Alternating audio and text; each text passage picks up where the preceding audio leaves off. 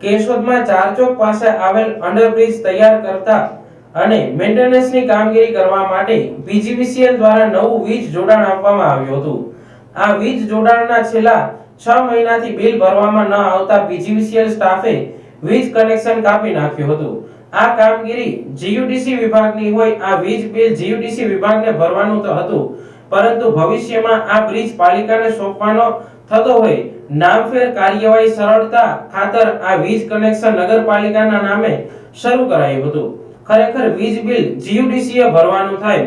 અંદરખાને PGVCL જાણતી હોવા છતાં સ્વાભાવિક છે કે વીજ બિલ જેના નામે હોય તેની પાસે કાયદાકીય રીતે ઉઘરાણી કરવા પાલિકા ઉપર દબાણ કર્યું હતું. આ વીજ બિલ ભરવા પાલિકા અને જીયુડીસી વિભાગ વચ્ચે મૌખિક કરારો થયા હોય બંને કચેરીઓ જાણતી હોવા છતાં સંકલનના અભાવે ઓગસ્ટ 2025 થી માર્ચ 2026 ના સમયગાળાની વીજ બિલની રકમ રૂપિયા 3,24,000 જેવી થઈ જતા પીજીવીસીએલ કચેરીએ વીજ કનેક્શન કાપી નાખ્યું હતું. આમ બંને કચેરીઓના સંકલનના અભાવે શહેરીજનોએ એક દિવસ લાઇટ વગર અંડરબ્રિજમાં પસાર થવા મજબૂર બનવું પડ્યું હતું. ખરેખર જોવા જઈએ તો કેશોદ શહેર રેલવે ટ્રેકથી પૂર્વ અને પશ્ચિમ એમ બે વિભાગમાં વહેંચાયેલું હોય. બંને તરફના લોકોને સરળ અવરજવર માટે 3 વર્ષ કરતા વધુ સમયથી તૈયાર થતો હતો.